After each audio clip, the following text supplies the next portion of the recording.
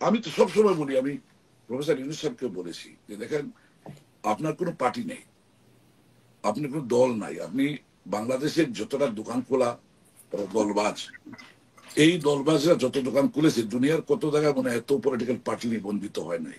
তো এখন যদি সব লোকের চয়েস ওখানে দেওয়া লাগে ওনার পিছনে, এবং এটা বোঝা যাচ্ছে 100% correct that he was force to take some people who wasn't desirable for the nation. আমাদের বাংলাদেশের জন্য এটা এই ক্লান্তি লগ্নে they are not fit for purpose. ম্যাডামের নজরে ওরা ধরা পড়ে গেছে আর কি। কিছু কিছু ভালো লোক আছে না পার্টিতে, এরা ম্যাডামের নজরে নিয়েছে যে ইউনূস সাহেবের সাথে বিএনপির দ্বন্দ্ব কোথায়, ইউনূস সাহেবের সাথে জিয়াউর রহমান আর আদর্শের দ্বন্দ্ব কোথায়, খালেদা জিয়ার দ্বন্দ্ব কোথায়, দ্বন্দ্ব কোথায় কোথায় বিএনপি কেন মাঠের ময়দানে ওনাকে অস্থির করবে।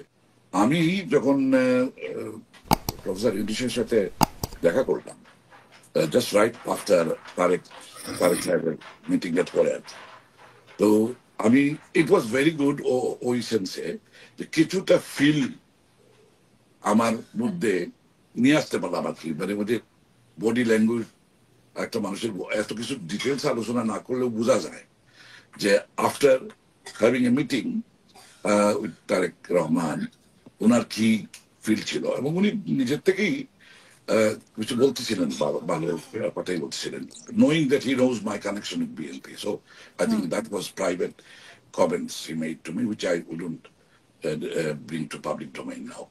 এখন প্রশ্নটা হলো যে এটা হওয়া দরকার ছিল, এবং দরকার ছিল বলতে বিএনপি যেভাবে সেদিন যে তারেক সাহেবের মিটিং এর পরে যে মানে জাতির কাছে যে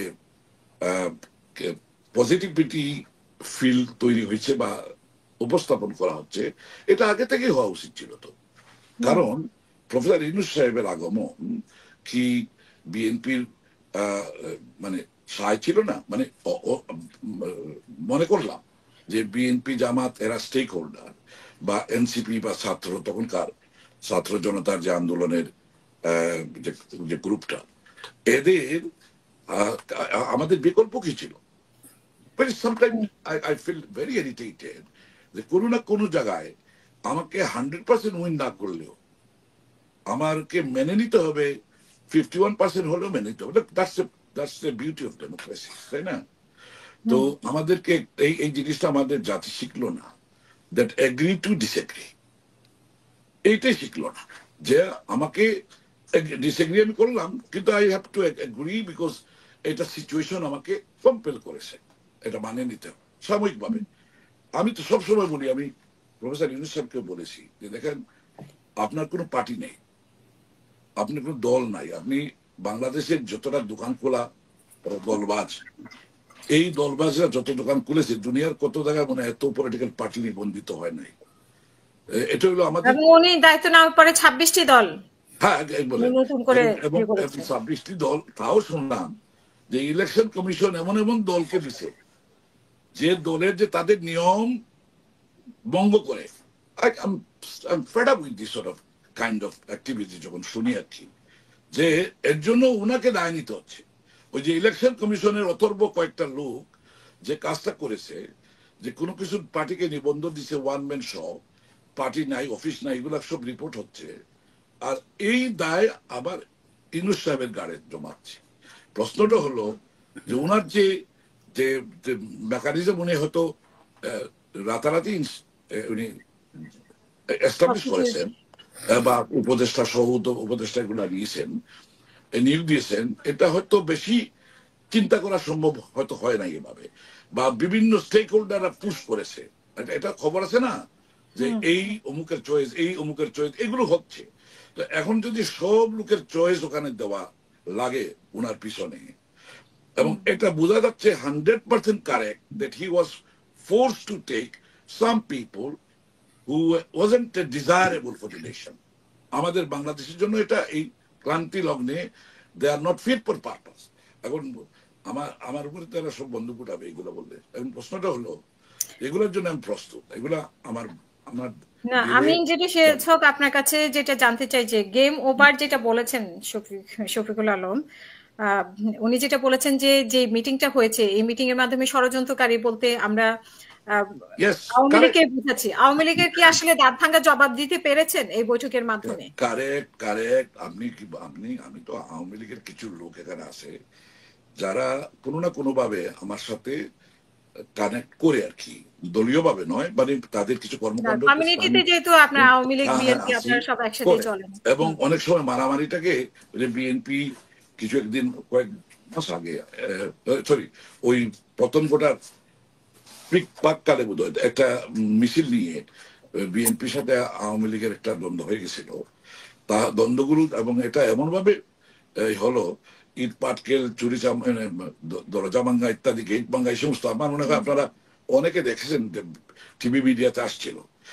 এইগুলো ঘটছে আমার প্রপার্টি গুলোর সারাউন্ডিং এ। এবার আমার টেনেন্টরা আমাকে ফোন করে বলতেছে, ভাই আপনি দেখেন তো কি হয়ে দিতেছে। তো তারা জানতো, তো আমি আমি ফিজিক্যালি আমি গেছি, আমার কাছে এটা ভালো লাগেনি, কারণ এটা রেসিডেন্সিয়াল এরিয়া, কমার্শিয়াল, এখানে বাঙালির চেয়ে সাদারও আছে। তো এদের কাছে আমাদের চরিত্র কিরকম আমরা প্রকাশ এবং করবো। আপনি দেখেছেন নিশ্চয়ই, মানে আপনিও সিলেটের লোক, তারপরে আনোয়ারুজ্জামান চৌধুরী উনিও সিলেটের লোক, উনিও এখানে বহুদিন থেকে বসবাস করছেন। উনি হ্যাঁ, নেতৃত্ব দিচ্ছিলেন।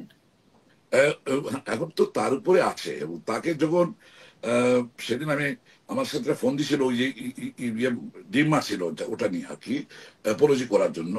সে নিজে বলতে ভাই আমার মাফ করেন, আমি কোনো অবস্থাতে এই জিনিসটা চাই নাই, কিন্তু আমি যাওয়ার আগেই, আমি হুম স্থানে পৌঁছার আগেই ডিম ডুম হয়ে গেছে।